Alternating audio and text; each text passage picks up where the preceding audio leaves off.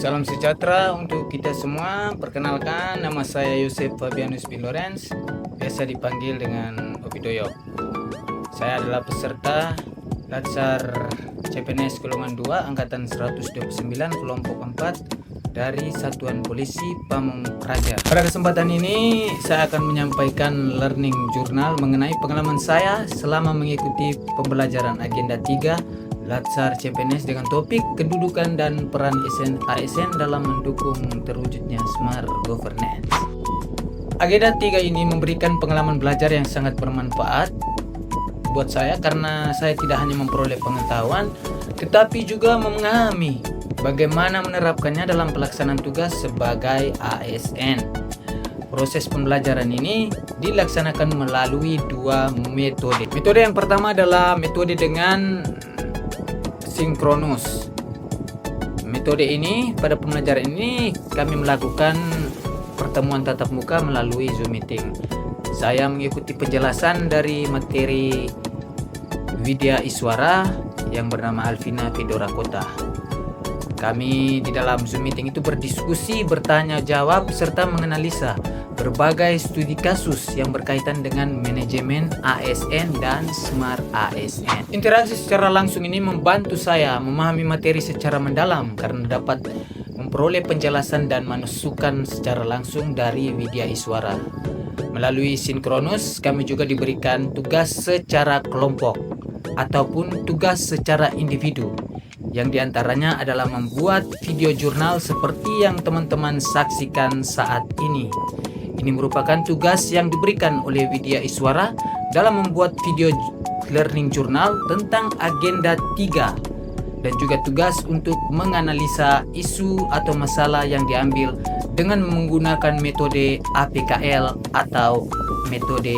Selanjutnya, metode yang kedua adalah pembelajaran melalui asinkronus pada LMS Pijar atau MOOC.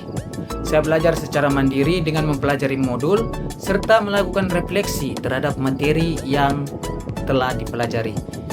Metode ini melatih saya untuk lebih disiplin dalam mengatur waktu, bertanggung jawab terhadap proses belajar, serta meningkatkan kemampuan belajar secara mandiri. Berikut saya gambarkan secara garis besar materi yang saya dapatkan. Yang pertama adalah materi yang berkaitan dengan manajemen ASN. Dari materi tersebut, saya memahami bahwa setiap ASN harus bekerja berdasarkan sistem merit, menjunjung tinggi integritas, profesionalisme, netralitas, akuntabilitas, serta disiplin dalam menjalankan sebuah tugas. Sebagai personel Pol PP yang bertugas di Rujak Wakil Bupati Kabupaten Lembata, saya berusaha menerapkan nilai-nilai tersebut dengan melaksanakan tugas sesuai SOP, menjaga etika dalam melayani tamu maupun masyarakat, serta bertanggung jawab terhadap setiap kegiatan yang menjadi tugas dari. Selain itu juga saya mempelajari substansi Smart ASN, yaitu karakter ASN yang adaptif terhadap perkembangan zaman dan mampu memanfaatkan teknologi dalam bekerja.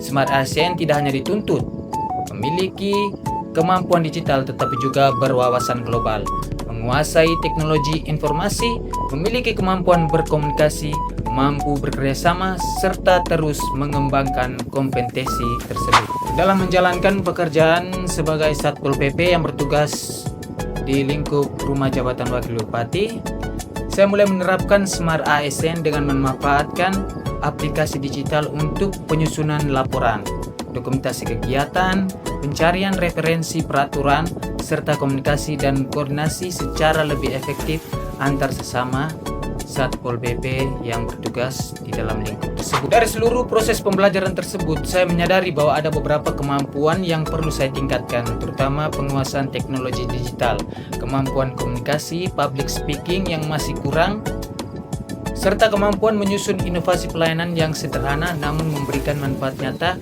bagi organisasi Satpol PP tersebut. Sebagai tindak lanjut, saya berkomitmen untuk terus meningkatkan kompetensi melalui pembelajaran mandiri, mengikuti berbagai pelatihan, serta menerapkan inovasi sederhana di lingkungan kerja. Salah satu rencana yang ingin saya buat adalah membuat papan informasi tata tertib dan alur pelayanan tamu menggunakan QR Code. Karena selama ini di lingkup kerja saya belum tersedia papan informasi tata tertib, sehingga pelayanan tidak menjadi lebih tertib, efektif, dan akuntabel. Melalui pembelajaran agenda 3 ini, saya semakin memahami bahwa ASN bukan hanya dituntut memiliki kompetensi, tapi juga harus berkarakter, harus berintegritas, adaptif, profesional, dan berorientasi pada pelayanan publik. Demikian learning journal yang dapat saya sampaikan.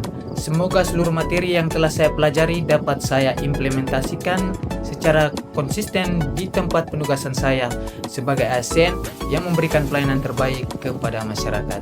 Sekian dan terima kasih.